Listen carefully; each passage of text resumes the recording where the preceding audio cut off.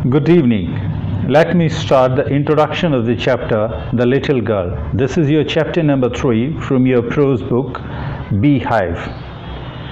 Let me cover the brief in Hindi first. वास्तव में एक छोटी लड़की होती है जिसका नाम केजिया है। उसकी उम्र के बारे में कुछ नहीं बताया गया है। वह लड़की लग रहा है कि शायद 3 या 4 साल की है और वो अपने पिताजी के बारे में क्या विचार रखती है ये इसमें बताया गया है। वो बच्चा केजिया, जिसका नाम मैं बोल रहा हूँ, अपने पिताजी के बारे में सोचता है कि मेरे पिताजी बहुत क्रूअल हैं, निर्दयी हैं या सख्त हैं और वो उससे बहुत ज़्यादा डरती है। परंतु वास्तविकता ये होती है कि उसके पिताजी एक प्राइवेट कंपनी के अंदर काम करते हैं और वहाँ की जो व्यस्तता है या उधर की जो थकान है उसकी वजह से वो अपने बच्चे को कम समय दे पाते हैं और काफ़ी सख्ती से पेश आते हैं। इसलिए शायद वो इसी उसमें अपने पिताजी से थोड़ी सी महसूस करती है कि मेरे पिताजी मुझे पूर्ण समय नहीं दे पाते या मेरे साथ खेलते नहीं हैं जैसे पड़ोसी खेल रहे हैं या खेलते हैं।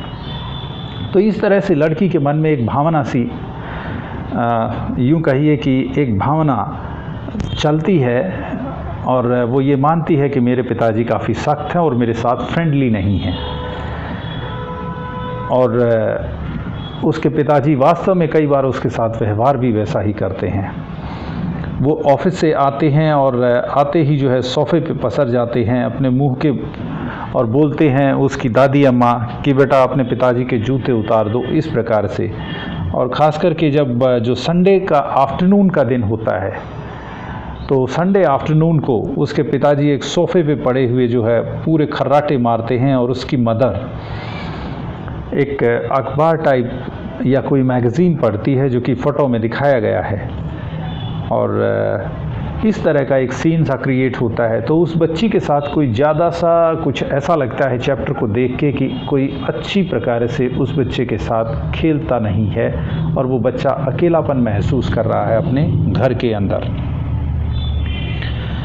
एक बार की बात है कि उसकी दादी ने उसको ये बोला कि बेटा आपके पिताजी का बर्थडे आने वाला है और उसको कोई गिफ्ट दें आप सुंदर सी। और दादी जी ने ही सजेस्ट किया कि आप इनको पिन कुशन, कुशन का मीन्स कपड़े का एक वेलवेट, उन्होंने दादी जी ने उसको जो है एक ब्यूटीफुल येलो सिल्क का कपड़ा दिया और बोला कि इसको जो है इसमें कोई चीज़ डाल के और आप अपने फादर को एज ए बर्थडे गिफ्ट देना। उसको और कुछ मिला नहीं उस लड़की को और उसने घर में अपने फादर के बेडरूम में कुछ रखे हुए इम्पॉर्टेंट पेपर मिले, उन पेपर्स को उसने फाड़ करके उसके अंदर ठूंस दिया और अपने फादर को ठूंस दिया, परंतु गिफ्ट नहीं दिया था। और अगली सुबह जब उनकी पेपर्स की ज़रूरत पड़ी, उसके फादर इधर उधर घूमने लगे तो लास्ट में केजिया से पूछा गया तो केजिया ने स्वीकारा कि हाँ वो तो मैंने फाड़ दिए और इस तरह से। तो इस तरह से जो है उसके पिताजी उस पर काफ़ी गुस्सा हुए और उसकी पिटाई हुई। अब एक सीन और बताया गया है चैप्टर में कि यहाँ तक कि सोचती है कि वो क्यों जो है इस प्रकार के पिता इस दुनिया में बनाते हैं भगवान। वो एक पड़ोस के व्यक्ति मैकडोनाल्ड्स का वर्णन करती है या मैकडोनाल्ड्स के बारे में चैप्टर में बताया गया है जिसके 5 बच्चे हैं, जिसमें माओ भी है एक छोटा सा माओ।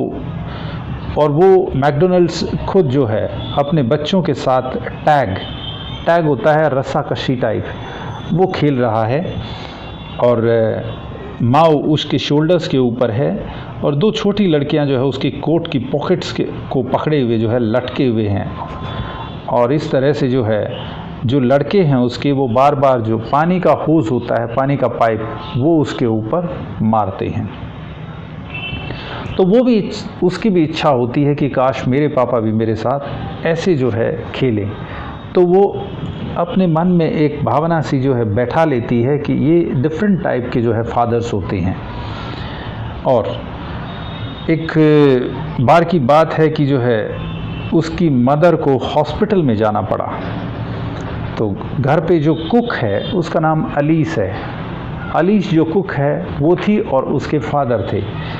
तो दिन तो ठीक तरह से निकल गया, परंतु रात के अंधेरे में केजिया को नींद नहीं आती है और वो अलीस को कहती है, कुक को कहती है कि मुझे कुछ कुछ आवाज़ें टाइप सुनाई देती हैं, विस्परिंग सुनाई देती हैं और मैं बहुत डरती हूँ अंधेरे से।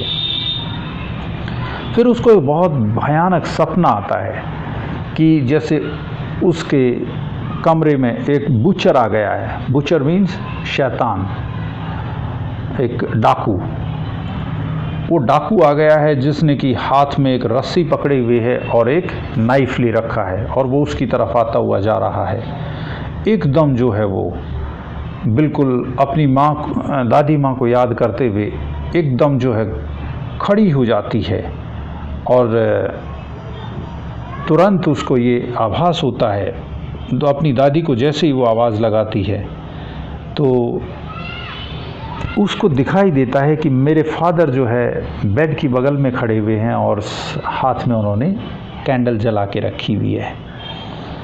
तो उनके पापा ने पूछा कि क्या बात है बेटा?